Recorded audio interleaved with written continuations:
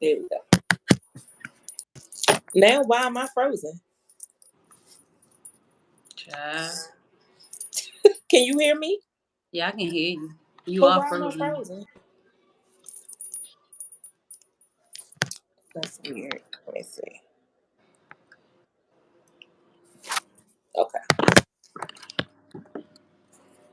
Hey, everybody. Welcome, welcome, welcome. Y'all have to bear with us as we're doing this live thing. I'm the Gifted Oracle, and this is my lovely cousin Shireen. And we are going to have some conversations tonight. But before we start, we are going to welcome in our spiritual team, our ancestors, our angels, and all that good stuff. Everybody else that wants to come that has our best interests at heart, we ask that they allow us to hear what we need to hear and see what we need to see so that we can deliver the messages that are intended for whoever is watching, whether you're watching in real time or the replay. So today, well, do you have anything you want to say before we jump in? I just want to say welcome and let's get this show on the road. So the other day we went live and we lost all of our footage, but it's okay. So we're here today because we started a great conversation about mommy issues, parent issues in general, but specifically mommy issues and how it pertains to your healing process and the choices you make and the other relationships in your life, whether they're good, bad, or indifferent. Um, and how to navigate through those issues so that you're not left being bitter or stuck or just afraid to live your life because those mommy issues can make you stagnant sometimes. So we're open to any questions that you all may have. So as we discuss, feel free to jump in and ask questions. Um, well, the first thing I wanted to say is that I don't know if we touched on how it can affect your romantic relationships with Yeah. people. Um, We I think we like mentioned it, but we didn't really talk about it. and so I feel like um, even though it is a mommy issue, it still affects your romantic relationships. Absolutely. And I feel like one of the things that may be affected by it is like you don't really feel like I think in my relationships I felt like people have always told me how much they love me and all this other stuff, but Mhm. I just think that the lack of love and affection that I did not receive from my mom had me kind of like emotionally attached, even detached, I should Mhm. say. So even if I do love you, per- love you, I Right. still can be okay with not ever talking to you another day in life. You know what I mean? So Like if tell the people why you said love in quotation marks. because I don't know if that is what the true meaning of love. Love Yeah. is the way that I being emotionally detached from a person. I don't Mhm. think that's really can be considered like love, true love. You know what I mean? Yeah, I can understand. I can see that, but I think you can love somebody and be emotionally detached from them because of, like you said, because of your mommy issues. Like you can care for a person and love who they are as a person, and maybe even want to be with them, but because you are emotionally unavailable or emotionally detached, it gets in the way of that. It clouds it, but I think you can because everybody, I feel like, loves in a different way. So I Right. think that's why it's important for when you get into romantic relationships that you really get to know the person and have those types of conversations about, like, what is love to you, or what makes you feel love, like learn their love languages, like so that way. Because, and I'm gonna use myself as an example, when I was married, I used to have always have the tell my ex, oh, you don't love me, you don't care about me, because he wasn't showing me the way that I felt like I needed to be shown that he loved me. But Mm-hmm. from his standpoint, he was showing me the only way he knew He knew how. And the how. only way he knew how was to give me material things. So Mm-hmm. in his mind, it's like, I am loving you. I'm buying this for you. I'm buying that for you. I keep a roof over your head. I'm giving you money. So I do love you. What do you mean I don't love you? Right. And my thing was, I don't want the materialistic stuff. That's not what I wanted. I wanted somebody that was emotionally available. Right. So, Affectionate. mhm. Yeah. With So yeah, so I'm saying that to say that yes, I agree with you when you say sometimes that's not love, but sometimes I think that you can love a person, but it's only to the capacity in which you are able to love. It doesn't mean that you don't love them. It's just you love them the only way that you know how. and actually I don't think I even really knew how to receive love because Absolutely not. it was like well, one thing, he hurt me real bad at some point. And Hmm. then once he tried to, like, we broke up. And then once he tried, well, this is my kid's dad. And once Hmm. we got back together, um he wanted to, prove that he loved me and all this. So I made him go through hoops, but it didn't really. I mean, I mean, You thought that if you told him I need X, Y, and Z and he did it, that it was gonna make you feel differently, and it didn't. it didn't exactly. So, my point is that I think that having mommy issues affects so many different parts of your life, that, like, you live in life but you don't really understand why you have these issues with And it's interesting that you said you don't know if you've ever been able to receive love. or know And how that's, to receive yeah, it. and that's directly, if you think about it, that is directly affected by mommy issues. Not solely, but a big part of it is mommy issues, because receiving is feminine energy, Hmm. motherhood is feminine energy.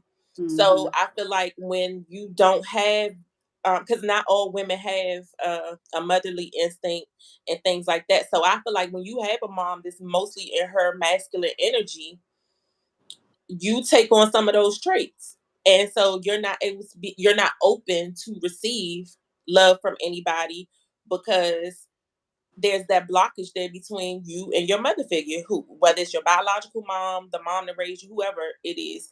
I feel like it it does make you closed off and not able to receive. And that's why it's so important to have a balance between your masculine and your feminine, so that everything can be reciprocal. Like whatever you put out, you're able to receive it without an issue. Because Yeah. I feel like when we're mostly in our masculine energy, we give and give and give. And it doesn't necessarily have to be financially, but our time, our resources, our feelings. Um, it's easier for us to give and do for other people than it is for us to receive it. Right. And that's already throwing us off balance. Yeah, So I think and that's why it's important to do the work. I think the reason why, honestly, that I turned out to be a decent person is because of the love that I received from my grandmother, the love and the Mhm. nurturing that I received from her. Mhm. Um, because I just really don't know where I would be Right. if I had not been, if she had not been a part of my life. That's all I have to No, say. and that's how I feel about my grandmother. And but I had a grandmother that was in her masculine energy. Hmm. She was a protector. She was a provider. She did. what most men don't even do. Mm-hmm. But that nurturing piece of it, she did not have. So I Mm-hmm. didn't get the hugs and the kisses and the encouragement and things like that. She was more stern. She was more disciplinarian. Mm-hmm. Um, and again, that's the woman that's raising me. But because my biological mom is absent, there goes that abandonment. Right. So Exactly. so then that's a whole nother thing is abandonment because I felt like I was abandoned by both of my parents. Yeah, and I think that is why like I couldn't really like go so far and deep into it, because at some point I felt like that they might be gone at some point for Yeah. whatever the reason may be, that at some point they may abandon me for whatever the Yeah. reason. And my prime example is when I got pregnant. First of all, I I was a teenage mom.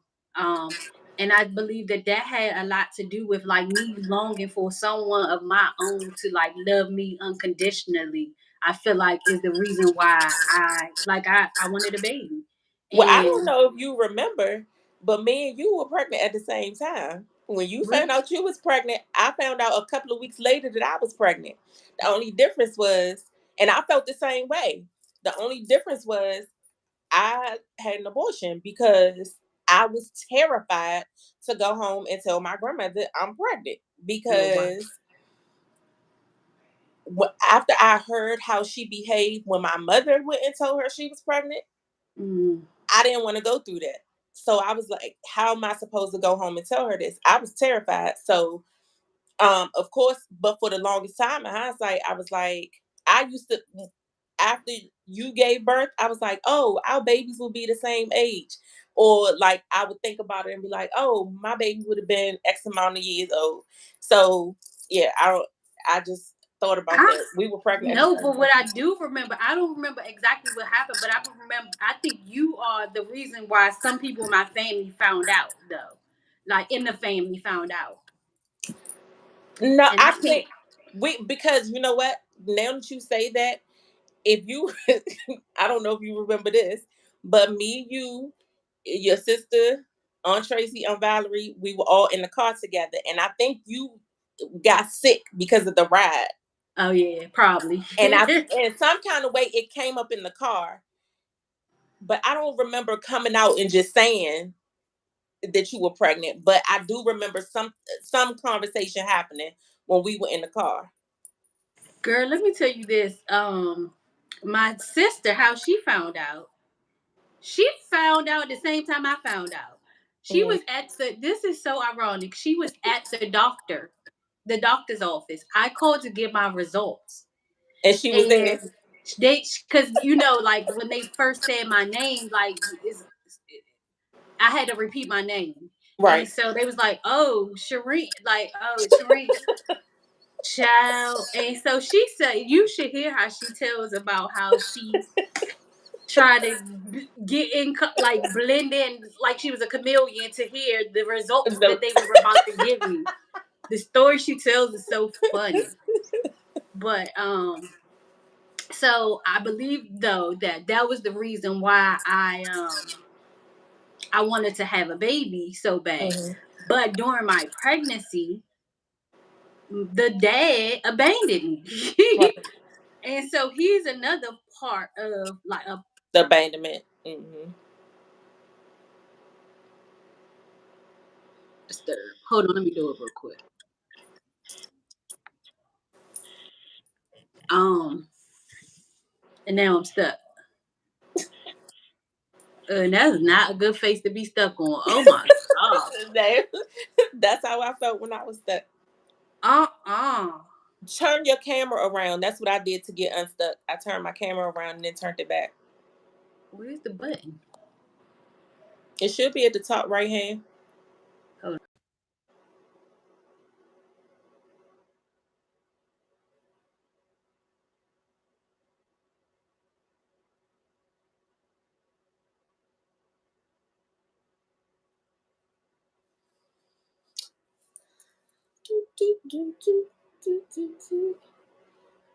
We'll give her a couple of more minutes to come back in, y'all.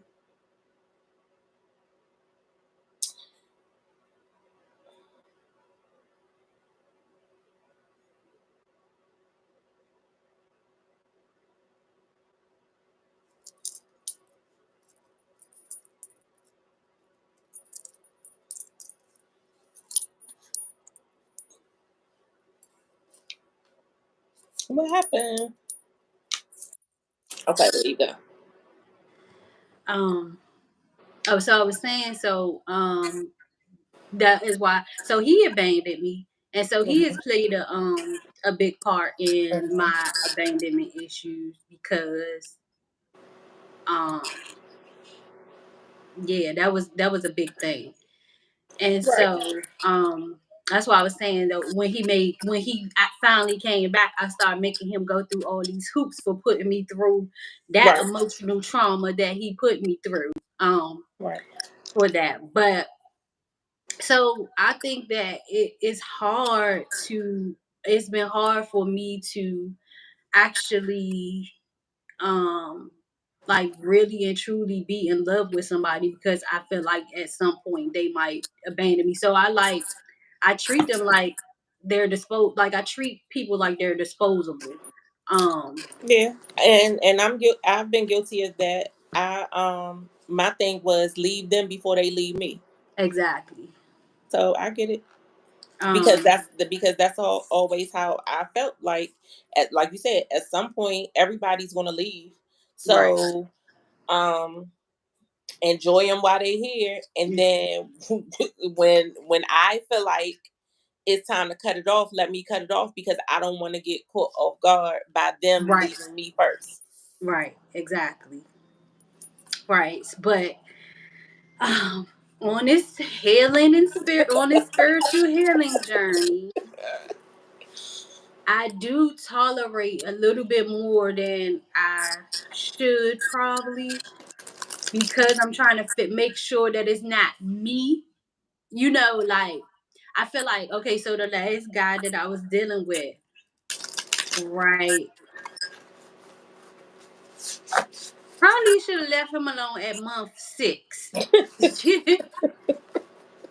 Right, but because it's like me like not trying to not be paranoid about being, Actually giving somebody a fair shot. yeah, giving somebody a fair shot. I'm thinking Mhm. like, and everybody always like I'm the block queen for real because I will block you in a second, and it don't if you say hi if I call you and you say hi with a high pitched voice and I don't like it, oh, you getting blocked.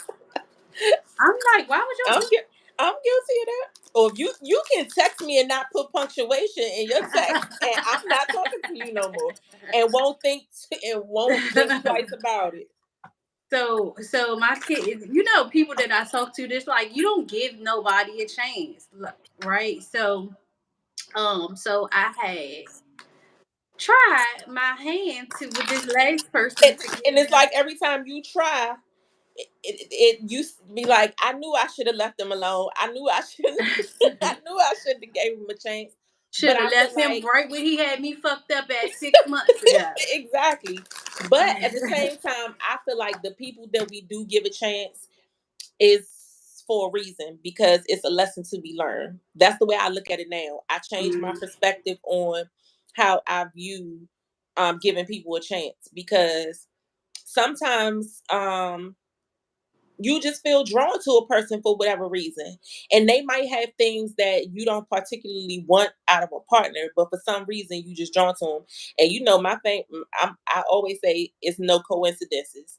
So I just feel like that you're drawn to that person so that you can learn whatever lesson that you're supposed to learn from 'em. Because if everything is divinely orchestrated, then you were supposed to meet that person and engage with that person for a reason.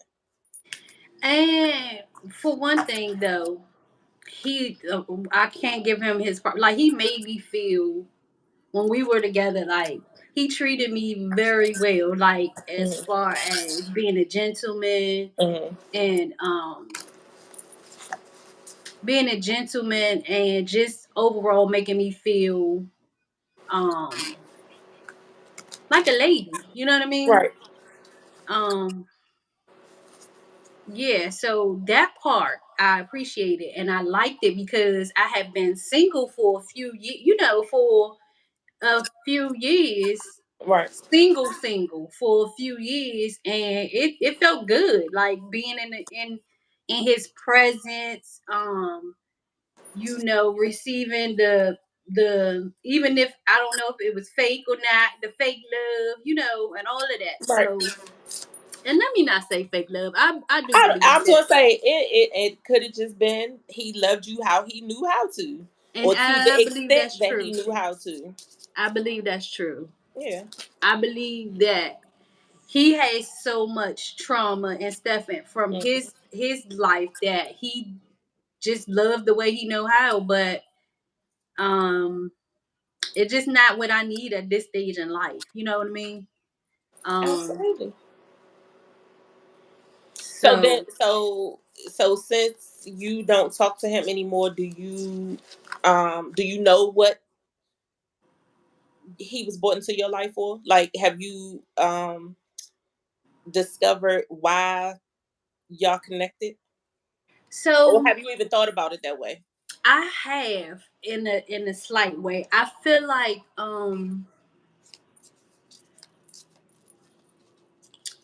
I feel like that one of the things is right that I just spoke about. Like it helped me to realize that I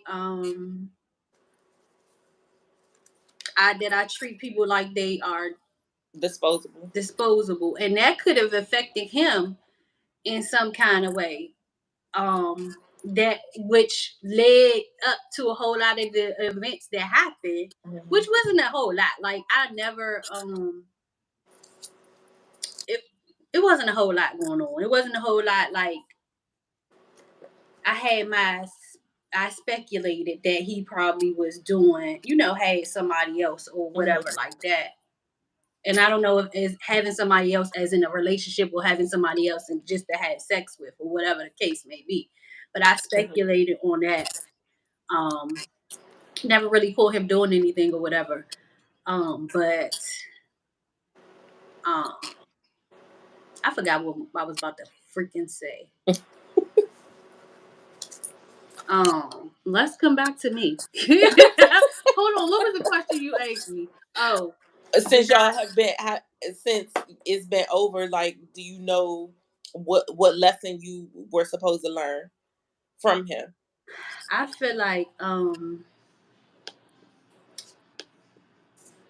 I feel like Because it kind of I feel sounds. like I still had work to do on still had healing to do on myself Hmm. as far as like I feel like I have like some insecurities about myself and I feel like he helped expose those insecurities Hmm. and I also feel like that I don't know, it was just like I for real, it was more good than it was bad. But then Right. it just like rained out and started getting boring for me. You know what I'm saying? It started being boring for me because he's not a big on communication, Hmm. and I like to have like a pretty fucking deep. I like to have deep conversations and stuff Right. like that. He's not like that, so it told me about the type of person too that I want to be with too. Hmm. You know what I'm saying? I want to have these You type of don't want somebody conversations.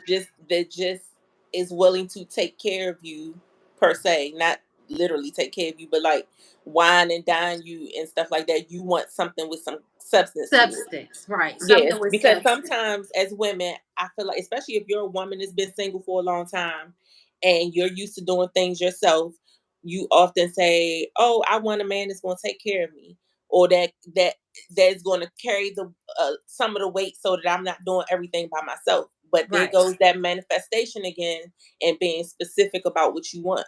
Right, So when you are speaking to what type of relationship you want, it's important to know what you want before you go seeking that relationship. right, Because when you're not specific and God sends you somebody that might have a couple of things on that list that you want, but then you like, but I asked for God to send me a man and I want him to take care of me. Yeah, and that's where you stop. You didn't right, say you wanted somebody that was a good communicator. You didn't say right. that you wanted somebody that was nurturing. You didn't say you wanted somebody that was 6'5". Like, you got to be specific about what you want. And that's the other thing. Like let's God, let's work on that because I know I'm not tall at all, but I'm gonna need you to give me at least a 6 footer because he was short. Honey, let me tell you, I tell God that all the time, and and I'm not ashamed of it. If he's not at least, and you doing good with 6 feet, because I told God if he not 6'3" or taller, I don't want him. And that's just my preference, and it's Right, always been my preference. Have I dated men shorter? Yes, but at the same time, I feel like at this point in my life, I deserve to have what I want, exactly. and so I'm going to be specific about what I want. Right. And I also told God, I know people probably think it's weird to talk to God about sex and things like that. I want somebody that's gonna match, that's gonna match me, and it's gonna satisfy me. Like Amen. because let's just keep it real. You can't sit up here and honestly say that you want a long term relationship with somebody that you're not sexually compatible with or even Amen. attracted to. Period. Like Amen. everybody's idea of what handsome or good looking is different. It's different, right? So, but whatever is attractive to you, you better be specific and ask for it before you get stuck with somebody that you're not attracted to, and they could be a great person. But if that physical attraction is not there, it's not going to work. Hmm. And I definitely, totally agree. So I am writing my want list of wants and needs, but the number one on there is like a leader. Like I am Hmm. tired of Of being taking the lead, the lead on everything. Like, right? and that was another thing with him. Like, there was some things that I can be like, I can call and get some great advice for, but for the most Hmm. part, I felt like I was still the leader in that relationship. Like, No, um, I agree. I feel That like that was on my list too. that I like when I spoke of, like, I'm like a business minded person. So when I spoke of businesses and stuff like that, and he had one prior, he had a Hmm. bad experience with it, but he had a business before. It's not like he's never Hmm. been in business. But anyway, for the most part, when it came down to um, finding like passive streams of some streams of income Hmm. for us to enjoy these vacations that I love to go on. um it was like him, like, pretty much like, I'll do whatever you ask me to do, but like he didn't want to take the lead on anything. And And I he don't had, know what the deal was because a lot of men are like that, and I don't know. Well, let me say, take the lead in that area, like mhm. planning things and doing things. And I don't know what that's about. I don't know if they're used to being with other women that just naturally take charge, and so they're passive when it comes to that. I don't know, but that's Well, weird. no, because he told me, like, for his relationships, he had always been the providing and all of that stuff. So like he was expected to do all that type of stuff. Now, as far as like business mind, I don't know if he ever been with anybody that was No, particularly like me. because like my ex husband, he would finance everything. He'll pay for everything, but he's not planning. So Hmm. you have to put together all the details. You have to do all the planning. Just tell me when to show up and tell me how much I owe.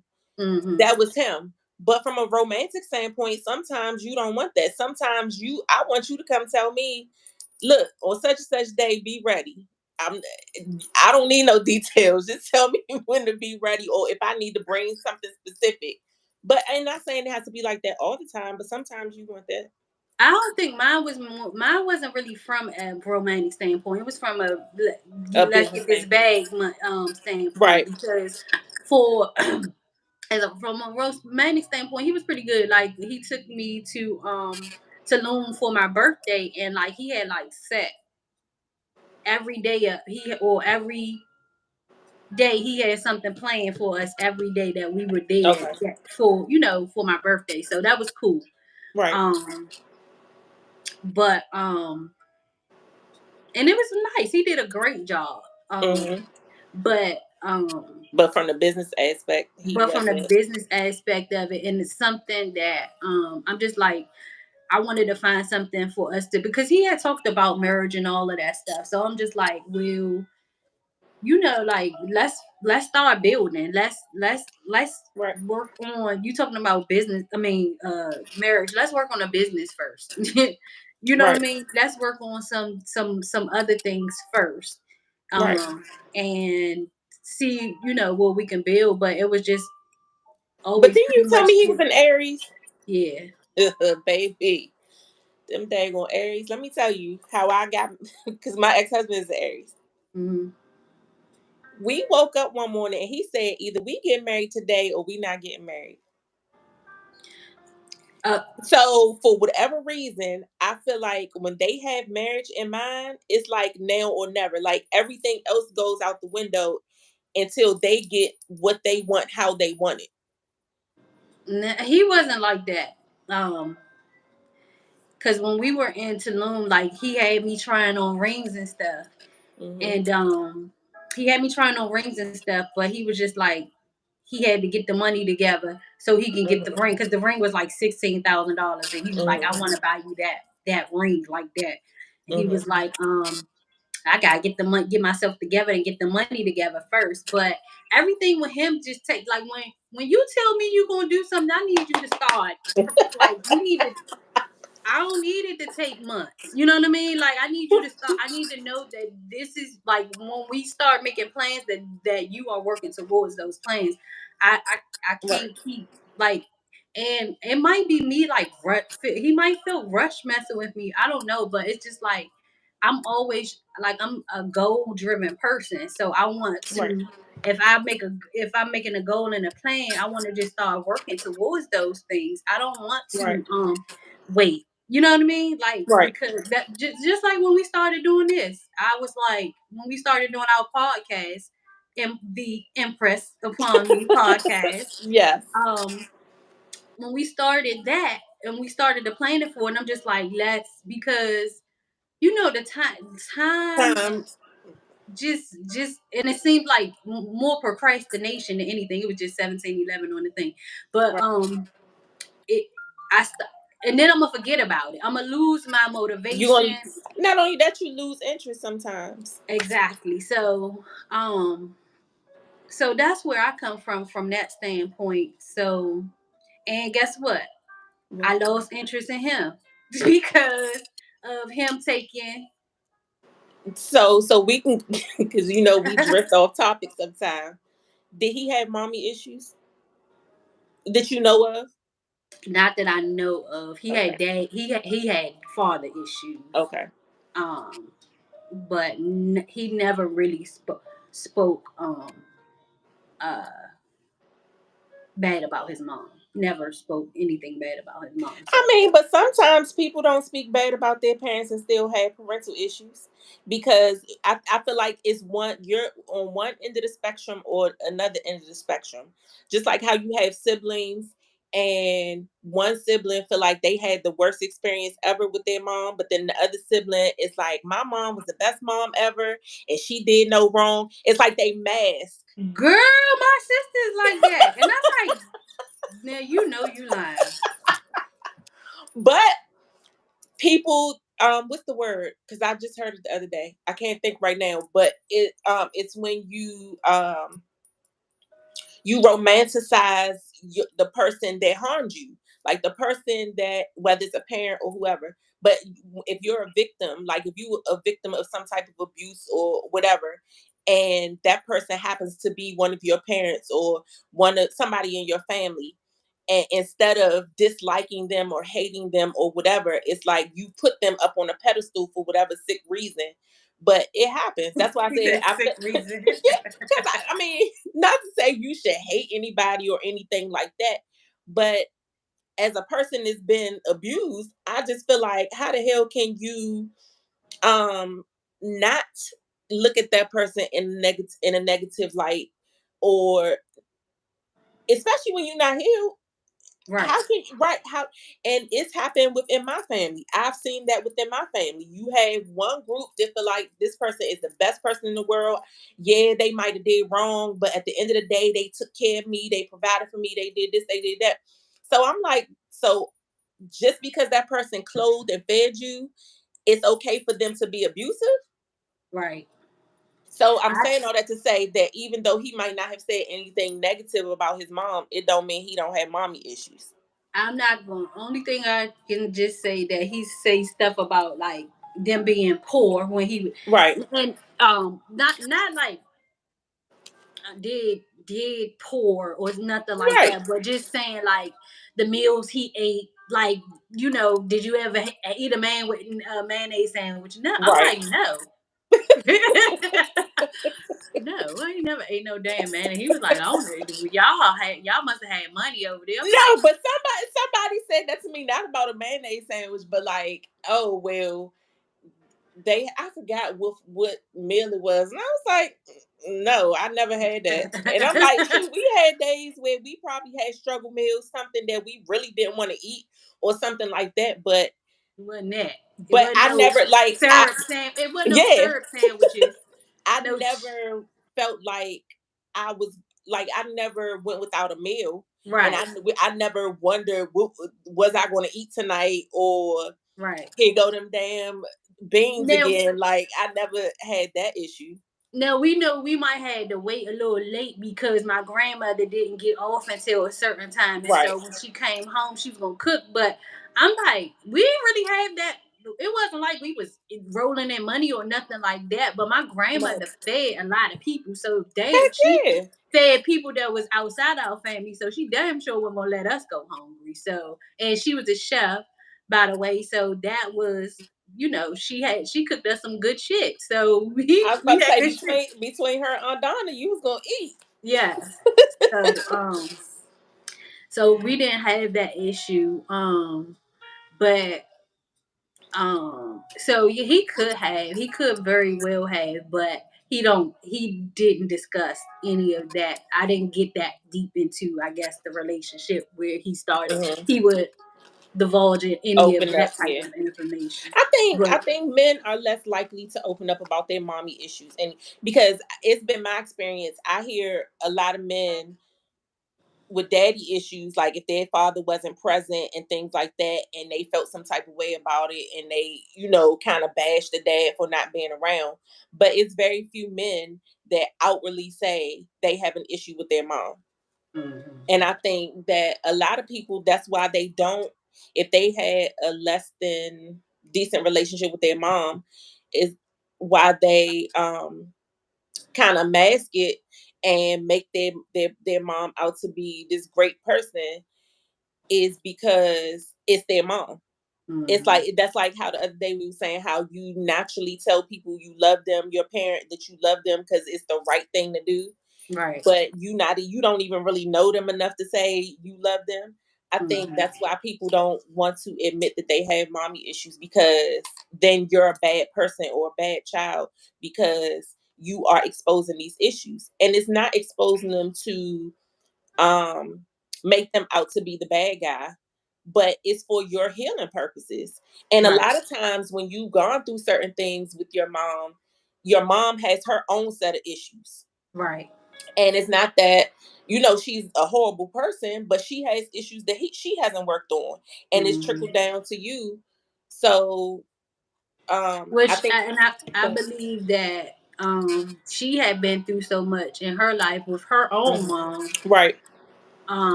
that that she probably didn't even really know how to be a mom. So it's Exactly. I don't really blame her, but I do at the same time because like I said the other day, like it's I thought I forgave her. Well, no, not thought. I did forgive her for missing the first 20 some years of my life, but Right. what they got to do with and I thought that from that point we wouldn't have any more issues like that, but Hmm.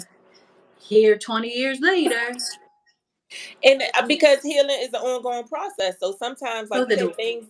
things that you feel like you've gotten over or that you've healed from, they have a way sometimes of reappearing.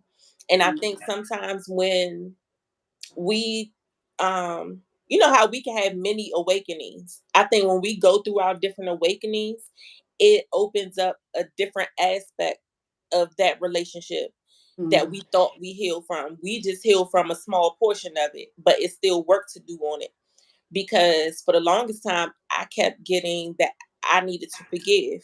And I'm Mhm. like, who the hell else is there left to forgive? Because I feel like I've forgiven Every. everybody. Mhm. Like I've honestly forgiven everybody. And like you said, I've even said if I've done anything to bring harm or Trauma. anything, yeah, draw anything to anybody else, I hope I can be forgiven for that as well. Mhm.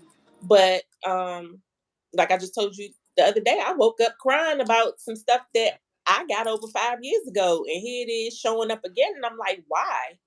And I think it's because this new connection that I'm in is triggering Bringing. to me, but not triggering necessarily in a bad way, but triggering like I think you hit on it when you were like, in order for me to 100% give myself, I have to face those things that are being triggered.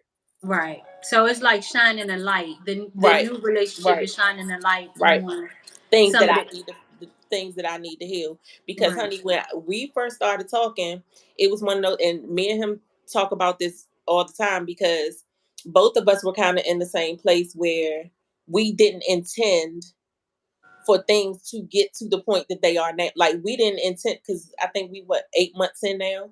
We never expected that. We just thought we was gonna hook up. I'm gonna be honest. We was gonna hook up. That was gonna be that. He was going his way. I was going my way. And both of us were okay with that. Because Mm. he's in a similar, like he's the same way. He's been single for a long time. And he's been married before, things like that. So we pretty much mirror each other to a certain degree. So we were okay with, you know, we gonna have fun. It's gonna be fun while it lasted. He don't have problem cutting people off, and neither do I. So we just thought, okay, that's what it's gonna be. And then 8 months later, we still here, and we like, wait a minute, this wasn't Mhm. supposed to go this far. And I mean, it's good we taking our time, and we like each other, but I just don't want So to let me get ask you, when you say that, so y'all haven't said "I love you" yet? no. Okay. So it's funny because my coworker, um, she asked me maybe like 2 weeks ago, have I said that to him? And I'm like, heck no, I ain't said I haven't said it. You And want she him to say said, it first? so okay, yes, but that's not the only reason. Like I'm shy to a certain degree, but like when it comes to expressing how I feel, I don't really have a problem with doing so. I think I don't want to rush. So I have not said it because I wanted to take my time, because I mentioned to you before, I'm always rushing into relationships or connections with people. Because if it feels good to me in that moment, then I'm just gonna go with it. But Mhm. I want to do things differently. So I've been trying to take my time and not rush into anything. So I feel like once you put that out there, it's like I just want to make sure that I'm ready for everything that comes with that before I say it. Right. I can't remember exactly what month we were before we said it. And I do really have love for him. But Yeah. I don't know that I was necessarily In love. in love with him. Yeah. So that's something I gotta really think about. Like, was I actually in love with him? And it's funny that you said that, because that's the conversation I've been having with myself. Because yes, I talk to myself, my higher self. That's the conversation I've been having with myself. Like, before you say it, make sure that that's what it is. Like, be 100% certain. And then the other piece of it is, hell, I'm not gonna lie. If I say it and he don't say it back, I'm gonna feel some type of way. I'm not gonna. I wouldn't be mad. Let me say that, because I would respect that he's not lying. If that's not what he feels, I don't want him to say it. But I ain't gonna I lie. feel like you want him to say it first, and then I do. I do. That's why I say I'm, because at least if I feel like, at least if he said it first, then I would know how he feels. it, and I mean, I think that's just natural with any. If you, I So feel what if like he say it first and then you have had that conversation with yourself that you like what that is not that's not what it is. that's not what it is with I would you. have to be honest. I would have to be Right. honest. And I mean, the bottom line is, once I had that conversation with myself and with him, then both of us will have to decide, okay, how you gonna move forward? Because how do you move forward? That's like if I say it first and he does not say it back because he does not feel that way, then it's like the elephant in the room, like, okay, now what? So how long does, like, I know you say you usually jump into it like what, like a couple months Yeah. you be like full fledged into it. But so But then but go how ahead. long is enough time? I don't know. And see that I think that honestly, that's where I'm on the fence right now because I think that's a trigger for me as well. Because it's like, okay, it's been 8 months. How long is too long? Because and is he like that's what makes me think like he playing with me. Because it's been 8 months and he haven't said that and we not in a committed full-fledged relationship. So what the hell are we doing? So some days I want to have that conversation like, okay, so what are we doing? But then there's other days where it's like, okay, Daniel, you've been um just let things flow naturally. Let it if it's meant to be, it'll be, and don't rush it because I also have a habit of, like I said, I rush into stuff and then like I get bored. I I don't want to don't do it no think eight more. months is rushing though. No, I don't think it's rushing, but I I mean, if you think you should give it more time, then give it more and time. see that's what I'm saying. I for myself, I want to be sure also. It's Mm. not just about because like you said, if he came to me right now and was like, "Okay, let's be together. Let's be in a full committed relationship." I want to be sure that when he does say that to me that I'm 100% in and I'm okay versus me saying okay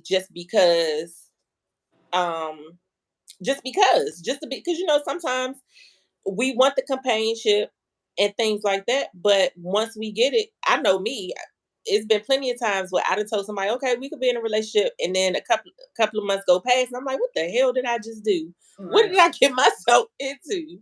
And I've Mhm. done that a lot. Like I've done it a lot where I am with somebody and it's so fun and exciting in the beginning that I'm like, okay, we together, we could be together, and then after 2 or 3 months, it fizzle out, and I'm bored, and now I want to block you.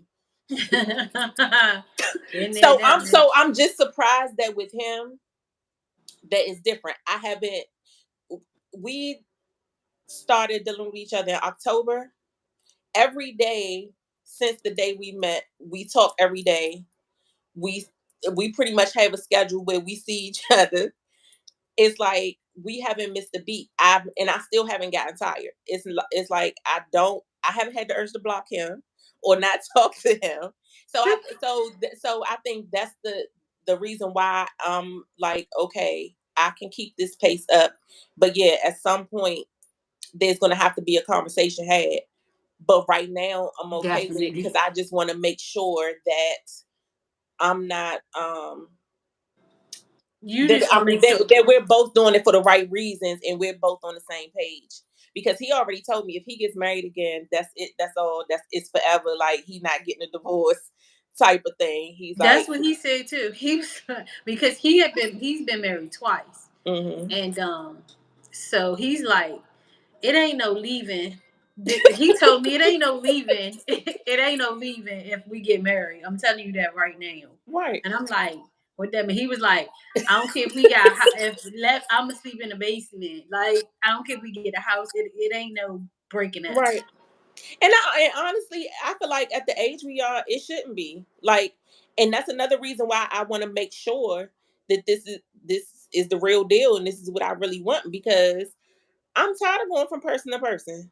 I mean, yes, I've had my moments where I've been by myself, Mm-hmm. but and it's not like I have to be in a relationship.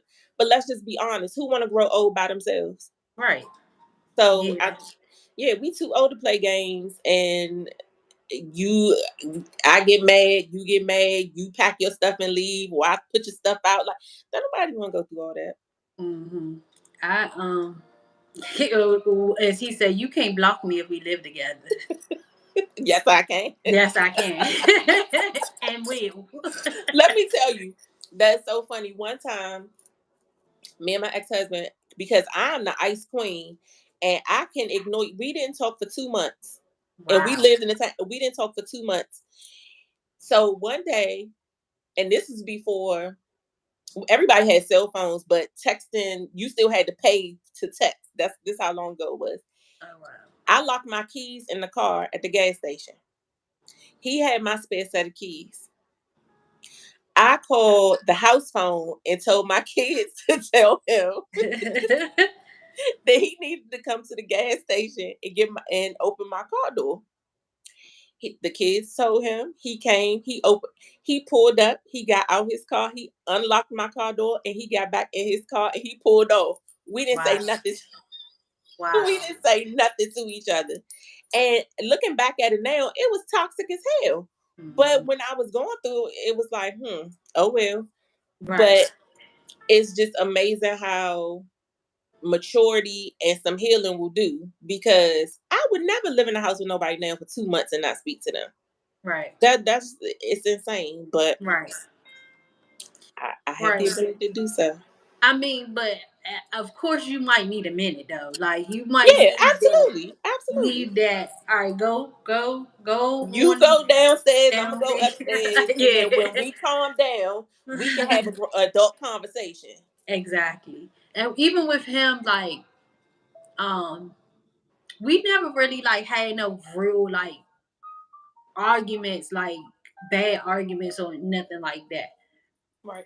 But my reason for blocking, that's when I block you, that means that I'm trying to block you out my, like, blocking does me good.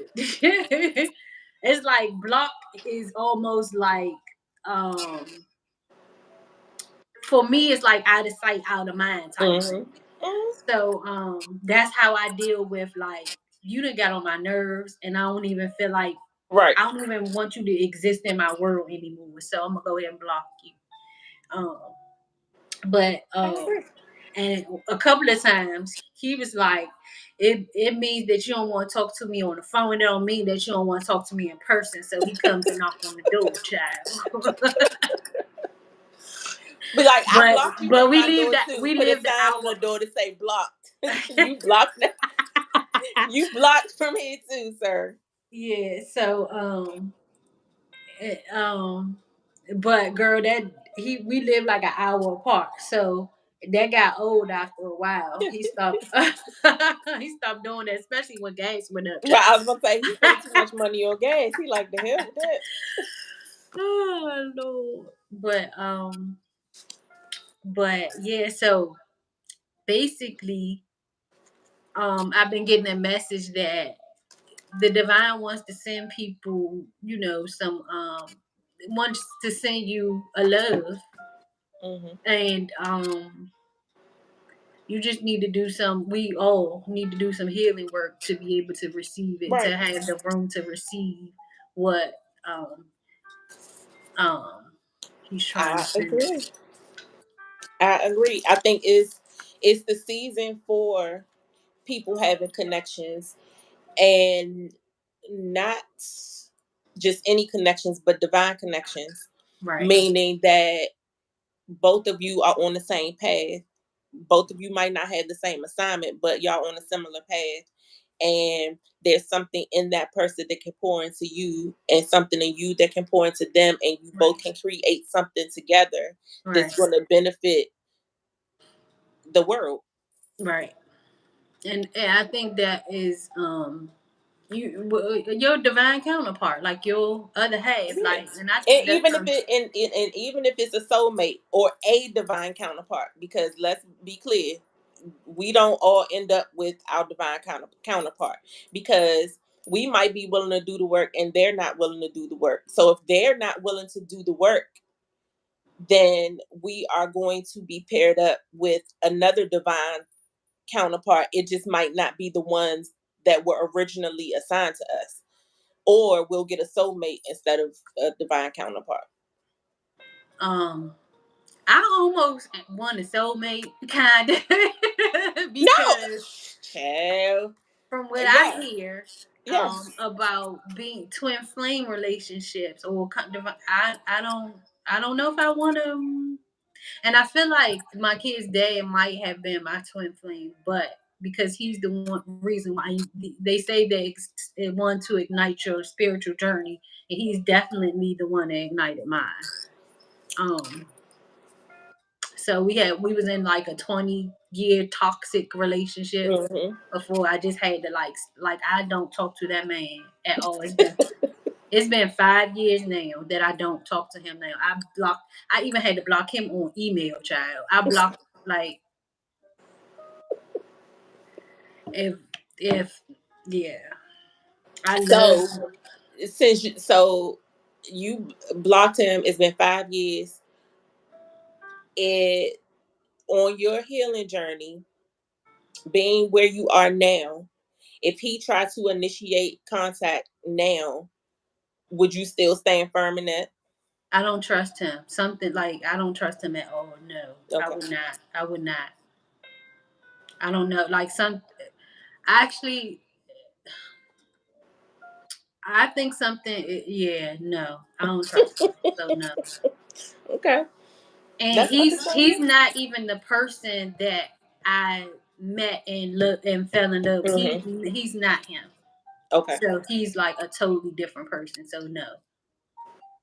That's Um understandable. um I don't I don't even really want to be in the same room. And yes, even on this journey that I am now, I don't I do like have forgive him, Hmm. and I send him love and light, and I wish the best for him. Well, I But think that's the most important thing, is that but you forgive him, and like you said, you don't wish no ill will towards him. I think that's the most important thing. yeah, because he's in a space right now that he's unrecognizable, and I just don't Right. I don't know how to deal with it. So I get it. again, I just send him, like, I don't send wish no. Now maybe if you quote me a few years ago, yes, but like I don't wish nothing bad on him. Um, I wish him all the best, but yeah,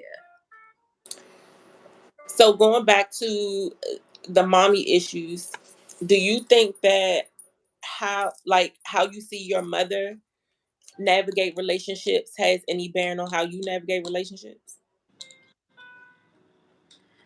I just feel like maybe because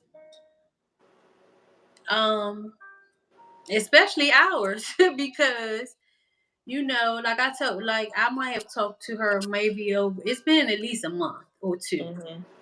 and I told you somebody told me that she was up here, and I didn't even know about it. Right. So, I think mainly the one that the relationship that it affects is ours because I don't, and my my relationship with like my younger siblings. Um, But in general, no, I think I try really hard not to be like her. You know what I mean? Hmm. Hmm. Um, but as far as like her and my younger siblings, like I do like text my sister, my little sister sometimes and stuff like that, but we don't have no serious relationship. No, I Um, mean, like your relationship with men and your mom's relationship with men, oh, like oh, like mm, noticing her relationships with men. Have you taken some of those things into your relationships with men? like how she treats men or how she allowed him to treat her. Like, but you Mm-mm. just answered it pretty much when you was like, you try not to be like her at all. And I Right. think that's been And my approach. I and try not to be like my mom. and the one thing that I will say is that I felt like my mom always put men before her children, and I Hmm. definitely didn't do that. Matter of fact, that's Right. the reason why I stayed single for so long, is because first of all, I didn't really trust. I have two girls, and I didn't trust Right. men around to be, because people are crazy. And so Hell I yeah. never wanted to be the reason for my daughters being hurt, as Right. far as that go. And shit, you gotta watch out for your sons too these days. Huh. So I never wanted to. And then my son, he one thing he didn't like, his dad being in my touching me, he like that, but he dealt with it. But Right. another man, he used to be like so disrespectful. So Right. it was like I didn't want to put him or another man in, Hmm. because I wouldn't be able to see a man like disciplining my child and stuff like Right. that. So Right. it would have been a problem. So I was okay with being single for a long period of time. So I did the exact opposite of what I Opposite. thought she did, Yeah. because I felt like she made her trying to deal with all these different dudes. Well, I ain't gonna say all these different dudes, but dealing with who she was dealing with was a Hmm. problem for her being a mom too. So was part Right. of the problem of her not being the mom that she was supposed to be, if Right. I should say. But Yeah. I was the opposite because my mom and my grandma were always I was always taught you deal with a man based on what he can do for you, how he can take care of you. And if a man can't financially take care of you, then you don't give him the time of day. If you sleeping with somebody, then they should be financing you basically. And mhm, so because they were giving me this advice and my relationship with both of them, I was like, I think that's why I was always looking for love and relationships over money, mhm. because I was trying to be the opposite of what they were. I think it requires a good balance Yeah. of it Yeah. all, because um yeah, you can't live. You can't, like, I don't want to be with nobody that don't want to give me anything. Like, don't want to give me any Right. gifts. Like, what kind of person are you if you don't want to Right. give a person anything? Because I'm a giver, so like me. I love giving my mate gifts. You know what I'm saying? Is Right. I love that. So I'm not that I not that I do it for it in return, No, but I get what you're saying. yeah. Because that's how I Um, am. But I think they were, to me, and maybe that's just how our personalities differ. It was like they didn't want to, they don't want to work, want to do nothing. They want to be taken care of completely. Like, I want you to pay my rent. I want you to, like, my mother's boyfriend, before my mother died, her boyfriend paid her, like, he paid all the bills. My mother didn't pay anything. mm, He bought her a brand new car every other year. He gave her allowance. My mother never worked. She never had a job. So to me, I looked at that as a form of control, because at the end of the day, if he decides today or tomorrow that he don't want to do that shit no more, what do you have? right. So that was my thing. Not to say that I wanted to be with somebody that couldn't give and receive, but I never wanted to be solely dependent upon a man to do for me just because I'm having sex with him or just because we're in a relationship. No, because when he go out and find the next piece that he want to be with, where is that going to leave me? Right. Girl, that leads me to, I have been with my kid's dad. Like, he used to take care of Mhm. everything. I've always had a job. Right, But as far as like paying bills and all of that stuff, I didn't have to. Only thing I right, really had to pay was my car note and insurance. right. But But at least you had your own, so that if it, like I said, at any given time, you would be able to pick up the slack because you had well, your I ain't own. gonna say that, because my jobs that I had at those Wasn't times enough. when he wasn't enough, but it was Yeah, enough to for me to have money where I wouldn't have to I had to ask him. ask him. Right. And so and then when I did, he just was like, what, like, you don't have to do nothing but do such and such. Why don't you have no money? He used to be like, you need to be stacking your money. Like, you should have this amount of money in the bank. And he Mhm. was right. I should have. Mhm. Mhm. But being immature, Right. I got it and spent it. So Right. but at some point, I don't know what, this is how I got so far into my masculine energy that it's been hard trying to balance it, is because he told me one day that everything I had was because of him. And from that point forward, I was like, oh no, And like, see, that's the shit I'm talking about right there. oh no, like, you're not gonna treat me like for I'm a very, like, I've been a very prideful person. So Mhm. I'm like, I don't need you. And I had that attitude. And from that point I've been trying to sustain my independence Mhm. from that. But yes, I was really, like, really, that really affected me, like, a whole lot, him saying those words to me, like, everything you have Right. is because of me. Like, first of all, what? And second of all, is like, he was like 4 years older than me. So of course he was a little bit further ahead Right. in his maturity and like getting stuff together before I did. So Right. and then you but yeah, so he used to take care of the kids. I never really had to buy them anything. Mhm. Um Up until, for a good while, up until they were like teenagers, for real. Right. He took care of them. Especially the first two. But yeah, so I forgot the point I was trying to make with that. But I don't know. Yeah, so he's the one that started me on that. Oh, we were talking about soulmates versus twin flames, and you were Oh, saying you thought he was your twin flame. yeah, because Well, I told you my situation with that. I feel like the person I'm dealing with now is a soulmate, and the person that I think is coming back is my twin flame. mm, And I'm not looking forward to him coming back. Although I'm confident that is a wrap.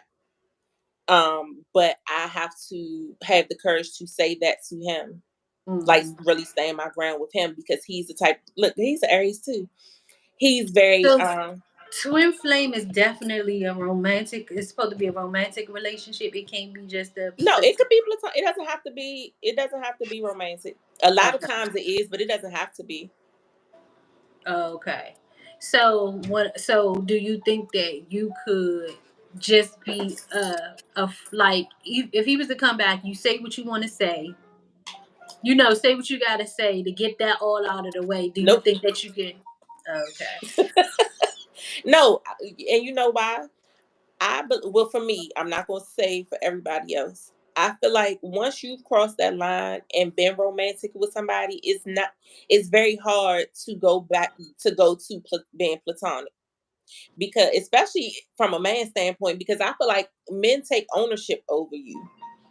Like in their mind, they take ownership. Like once they've been with you, they feel like they own you, or like they can always kind of eat. I feel like if you leave the door open for friendship, they will always try to ease their way back in another way. Mm, Not to say that you can't that it can't happen, but it's been my experience it doesn't work. That if you say, okay, yeah, we did this, we did that, but now we're better off as friends. We're just gonna be friends. I don't, especially in his case, like, right. and then I just think it depends on the maturity of the people involved, and I don't think that he's there. So, me and the guy, I broke it off with the guy, and some part of me was like, I tried to make him be my friend. Like, I was like, we gonna be friends because there's no reason. Like, we care for each other not enough like we are not. I don't hate you, so we don't hate each other. So Right. it just doesn't work for us. So we Right. don't have to not be friends though. And so See, I I used to think, try to make him be my friend. but I think as women, we're able to do that, especially once our feelings have changed for that person. I think we can do that. But with men, I don't believe that they can do that, because just imagine you continue to be his y'all friends, and you Mhm. start to date somebody else. And because this is your friend, not to say you're gonna run and tell him, "Oh, I got a new boyfriend," blah blah blah. But at some point, he's gonna notice that you got a new boyfriend if this is your friend. Mhm. And I don't think that he would take kindly to that. Like, he might say he's cool with it out his mouth, but in his mind, he's thinking something totally different. And I guarantee you that friendship is gonna fall off, because he's gonna feel like a line was crossed because you went out and got a new boyfriend. When I first told him that, when he and then especially when he thought I was when he knew I was serious, he was like, "Oh, tell him." That's the first thing you think, that because I don't want to be with him, I'm with somebody else. Exactly. They always think that.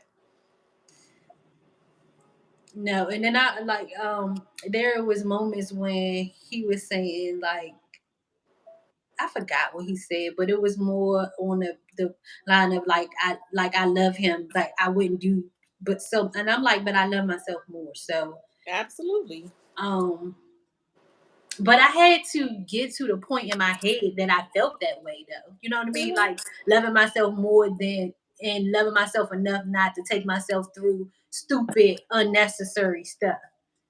A lot of us never get to that point, and that's Right. unfortunate that a lot of us don't get to that point. But it's like I always say, how can you honestly say you love someone else and you haven't taken the time to learn how to love yourself? Exactly. So And it's and I feel like once you do, it will be easier to articulate your feelings to somebody else and be able to put your foot down and set boundaries with people. mhm. But yeah,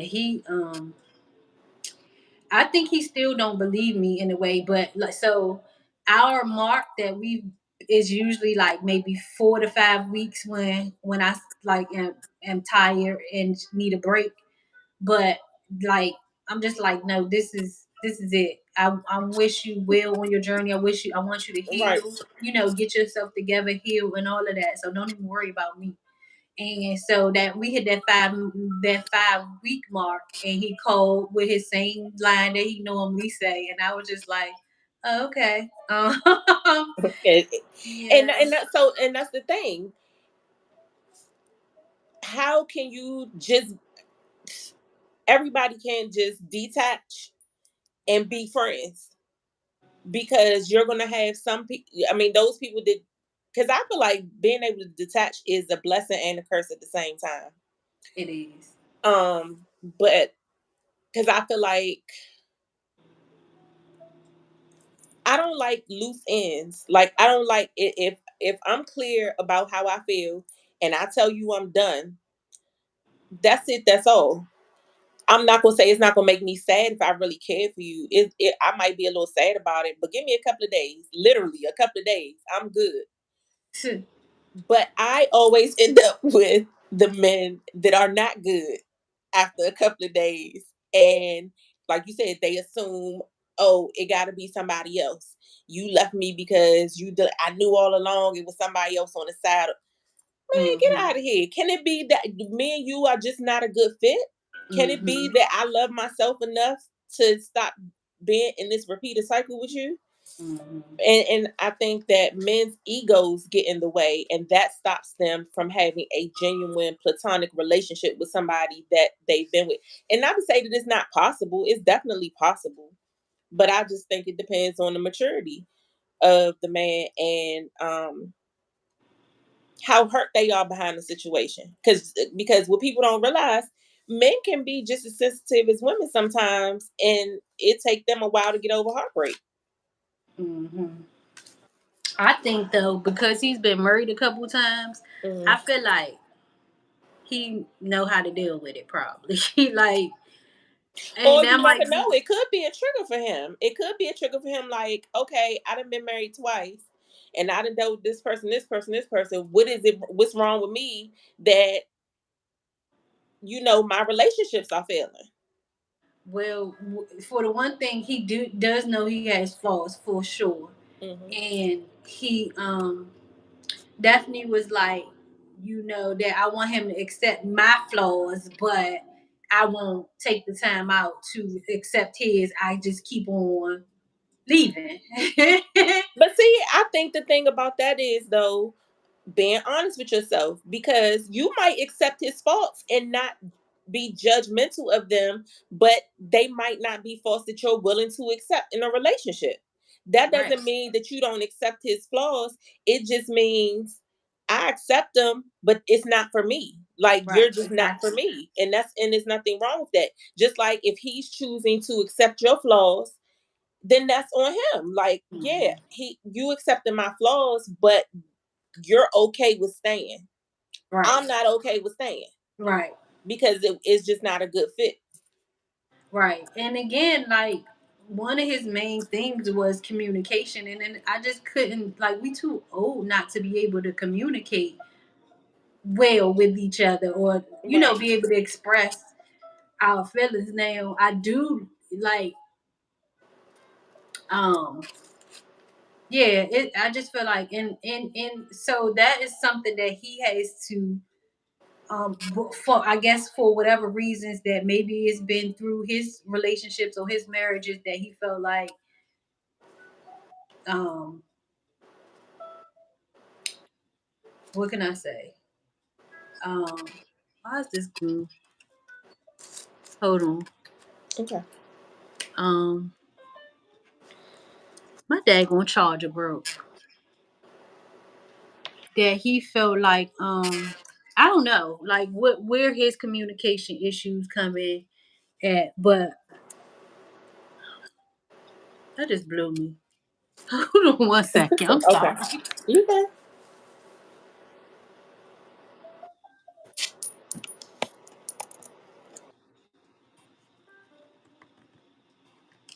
It's gonna make everything go dark. Shit.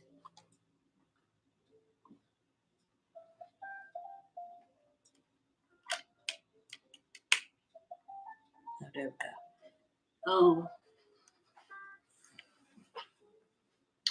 So, My um daughter texted me. I was checking. oh, What she how is got. she? Um, she's fine. She said her iron is a little low, but not it's not horrible to the point where she need to get a transfusion or anything. Oh, good. So they gave her IV because she was dehydrated, and they just, of course, follow up with the doctor, but they don't see anything. They said they don't see anything for her to be feeling the way she's feeling, like the lightheadedness and stuff, other than the dehydration. But for her to follow up with the doctor. Oh, okay, well, that's good. um but yeah, so I don't know what caused him, if he's never been able to be a good communicator, or if it was just from trauma that he's gone through with, Hmm. in his relationships. But yeah, I just felt like I have gotten to a point where, because I was like him before, like, Hmm. it was hard for me to express my feelings before, and I don't know if this healing journey has been it, because been For well, me, it has. it for me, it has, because I used to express my way of expressing, It's anger, is because that anger. was the only. That's the only way I would express myself is if I was angry. Yeah. And so I understand it, but at the same time, like I said, it's just not for me. Like, I'm at a different point in life right now. Hmm. And then um I just want something different. Period. I agree. I definitely agree. And I think that's what scares me. I'm not even gonna say scares me. Makes me feel a little uneasy about um moving forward and expressing my feelings is because this is different for me. Like, just the whole connection period is different for me. Mhm. And it's almost like, I'm not gonna say too good to be true, because it's not like he don't have his flaws and I don't have my flaws and things like that. But it's almost like we can be transparent about those things with each other and it's okay. Mhm. And so far, and I think that's the other piece of it is, we haven't had a disagreement or nothing in 8 months. Like, not even if it, like, if either one of us, because it might have been, I'm trying to think, I don't even think he's gotten under my skin or annoyed me or said something that I didn't like. Like, I can't think off the top of my head. So it's almost like, well, what the hell is going on here? Like, this, this is totally new. It's almost like it's fake. It's Me and him was almost like that for a long time too, but he just like, I'm your present, I'm not your past. That's what he used to tell me right. all the And time. I don't think I'm necessarily expecting my past out of him, because I feel like he's already shown me that he's not that.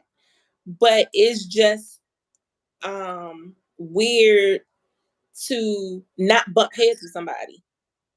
Like, just in general. Just not to bump heads with somebody, or like even when we have a difference of opinion in something, because we talk and sometimes like talk about different issues, and sometimes he might say something that I don't agree with, or I might say something that he don't agree with, but both of us are usually able to see the other one's point of view and we agree to disagree. But it's Mm. never an argument or anything, which is completely new for me. Well, he has done a couple of things to make me mad. And he not an arguer, so Right. it's like arguing with yourself. So you feel dumb.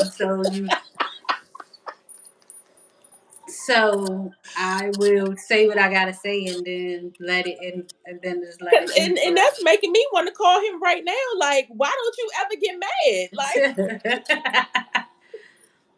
I mean, not that I want him to, but like I said, it's just weird. Like, I get it's different. Now, Cause then um, I'm like, that's the other piece of it. I'm like, am I falling for a trick? Because then once I say tell him I love him and we say we together, we in a committed relationship, is that when all the stuff is gonna come out that has not come out? child. But that's the way my mind works. But I try not to let it go there. But I mean, that's the way my mind works, and it's not necessarily because of. I mean, maybe a small part of it is, but I think I've done a pretty good job of I think not. if he was if he had any like aggressiveness and like any abusive type of relationships, he wouldn't be able to hide it. But for some No, reason, no, no, no, no. He is very and I think that's what I like about him so much. He's a manly man. Like, he's one of them men that's like, you're not gonna talk to him crazy. And I'm talking not just about me, but like people in general. Like, he's very assertive, and he's gonna say how he feels. He's not gonna let you disrespect him in any kind of way, regardless of who you are. He don't have no problem cutting nobody off, cutting people off, and he stick to his word. If he say he gonna do something, he do it. And if he tell you he will never talk to you again in life, he ain't never gonna talk to you again in life. mhm. Like, he's very That's what he used to be what's like. the Well, word? I will not accept you talking to me Yeah, like and that. right, and that's how he is. And I think if we had a disagreement, there would be no yelling, no nothing. He would just say how he feel. Like, if I was to get loud with him or curse at him, he would be calm, just like that. Be calm. Look, we're not gonna do this. You're not gonna talk to me like that. I respect you. So, and that's just like, I got a potty mouth, but when I talk to him, I notice I don't curse as much. But that's because when he talks to me, he doesn't curse. Mhm. He might let a little shit slide here and there, but for the most part, when he's talking to me, he doesn't curse. So I try to give him that same respect, and not because he asked me to, but it's just like, I feel like when It's like anybody, you can it's a feel the mutual respect. yeah. So yeah, it's just different, and I've never encountered that. So I think that's what has me a little skeptical too, is because it's just different. Mhm. Yeah, and with him it was very much different too. It wasn't all that drama and arguing and all that stuff. Now we had a Mhm. couple of them where it was mainly me yelling at him, but it Mhm. was he just sit there looking all stupid. But you know, And a big part of it too. I think in the past, a lot of my arguments and disagreements, a lot of the times came from people trying to control me, Mhm. or because I like my alone time. I like talking to myself. I like listening to my like I like doing spiritual shit by myself. Like I enjoy my own company. Mhm. And some men that I've dealt with in the past can't handle that. Like they feel like they have to be around me 24/7, or like they have to be the center of my attention. And he's not like that. It's like we communicate, he tells me what he's doing, I tell him what I'm doing, and we going on about our business. Like Mhm. today, when I told him I was getting on live with you, he was like, okay, I hope everything goes well. I'll talk to you later. Even if I don't talk to him for the rest of the night, the first thing in the morning, he's gonna text me, good morning. He's gonna ask me, how did tonight go? Like he's supportive of whatever I do. Mhm. And he doesn't like, oh, well, why you gotta go live now? Why can't you talk to me? Or why can't you see me? Like, and I've dealt with people like that in the past, whereas he is just like, do what you gotta do. Like, and we'll talk later. Because Mhm. I think also he enjoys his own company. Mhm. So it's like we're the same in that, so I don't have to worry about him needing to be the center of my attention. Mhm. And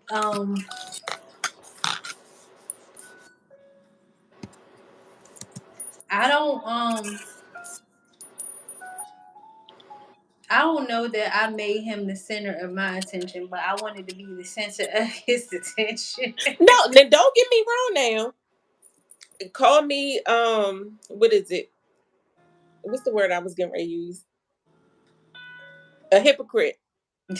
Because no, but I guess I'm just like, because I do enjoy my own company.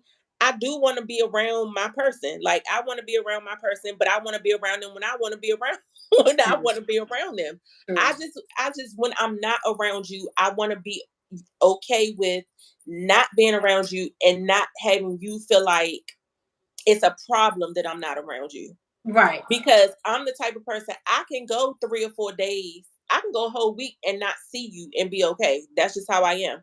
As long as we're communicating, I don't physically have to see you for a few days, and I'm good with that. But when I want to see you, I want to see you. Mhm. So I'm not saying that I have to be the center of your world, but when I say I need you to be here, then I need you to be Exactly. Exactly. And so like we live an hour apart, and so we used to though for months we were like, if I wasn't at his house, he was at my house. here. Right. Mainly it began he was coming to my house all the time, and then I ended up going starting to go to his house all the time.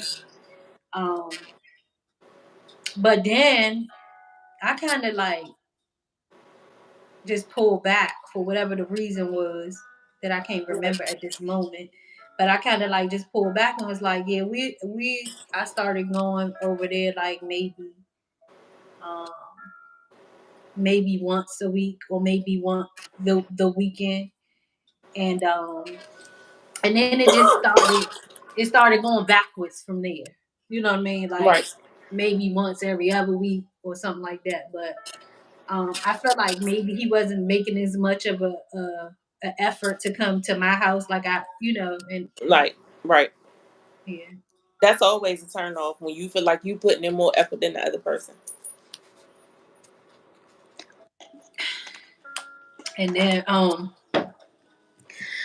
don't know.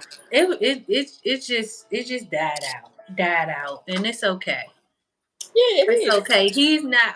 I never try to talk bad about him as being a bad person or even a bad guy.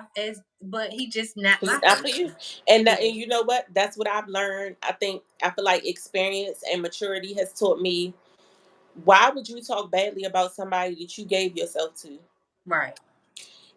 in whatever capacity? Even when I talk about my ex-husband, I never.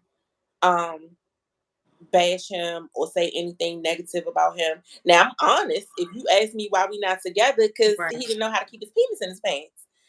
but I don't ever talk he this and he that and he didn't do this and he did like I never bash him because at one point in time, even now, I'm not gonna lie, I still love my ex-husband, but I love him in a different way. I Mhm. love him um for because my son is not biologically his, but he raised him like he was his. So he's my children's father. And even to this day, if I ever need anything, I can always pick up the phone and call him and say, hey, I need X, Y, and Z. He might fuss a little bit, but he's gonna do it Mhm. because that's just the relationship that we have. So I still care for him. So I would never um talk badly about him or anybody else. And I think that's important because I feel like you get karma for that too. Bad Yeah. karma, I should say. I feel like you get bad karma when not to say that we always gonna be full of love and light and all that stuff because we have a dark side just like we have a light side. But I feel like we should always do our best to stay on the light side, um, or at least balance it. So I just try to watch my words and how I speak to people or about people.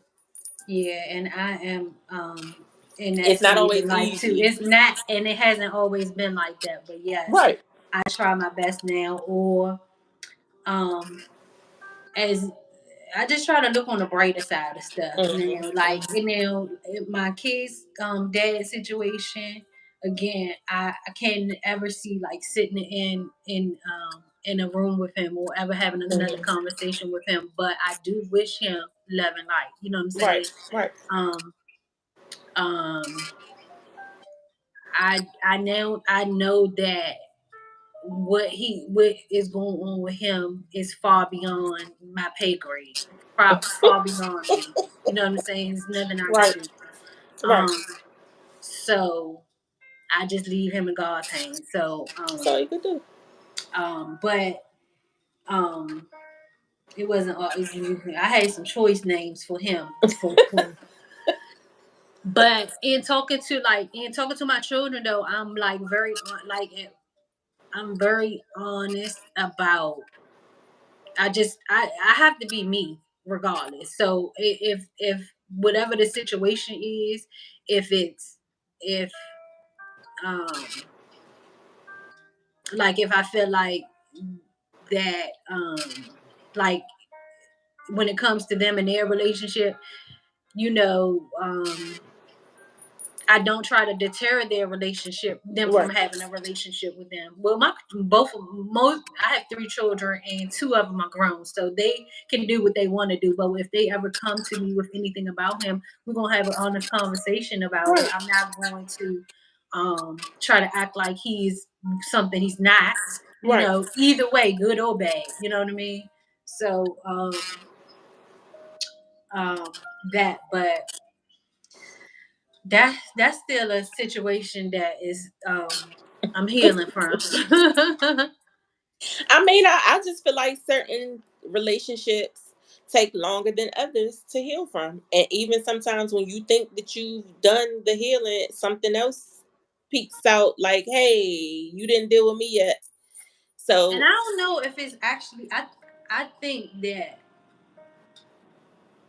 I've I feel like I might have healed from the hurt that he has caused me, but some of the stuff that he still does to this day mhm, that I don't agree with, right, it doesn't it's like I can't say that it's a trigger because at this point I'm like very concerned for him. At this point I'm just mhm, like it's like I said, it's above me now. Like um right. and so that's a conversation for another day. But I do like I said, it's above me. So what all I can do now is pray for him at That's this all you point. can do. Yeah. Um I don't even know where we went, but you got any you got any so basically is just, I feel like another thing that I forgot to mention, or that I feel like that we can find comfort in our trauma sometimes. Yeah. And so we're gonna have to learn how to get the courage to let it go so we can fill that space with some positive stuff. It was Yeah, one of the messages that I I, got. I agree. What was I gonna say? I lost my train of thought that quick. You said take comfort and find in your trauma. Changing your perspective. Right, Instead of looking at everything as a loss or as a hurt, as um pain, like they sometimes they say turn your pain into profit. right, Even if it's not tangible profit like money or something like that, like make it work for you. Like change your perspective on how you look at loss and how you look at trauma, because then maybe you'll get the lesson out of it and it will help you to move forward and clear that blockage that the trauma created. right, Because trying to suppress it, like keep pushing it down, pushing it down, pushing it down, before you know it, you're going to explode from, trying to bottle it up. You just going to lose it. You're going to explode, and you don't want to get to that point. So it's better to confront it head on instead of pretending that it doesn't exist. right, Because I think sometimes people, oh, if I don't think about it, it didn't happen. Or if right, I don't think about it, or if we don't talk about it, look how much stuff gets swept under the rug within families, and you feel like, oh, it never happened because it got swept under the rug, and then 20 years later, it's presenting itself in your new relationships or in your money, or how you view your self worth and things like that. So you got to confront that trauma, but don't always look at it as a bad thing. right. I agree. And we're both wearing yellow, and yellow is solar plexus chakra, which talks about courage and your self-esteem.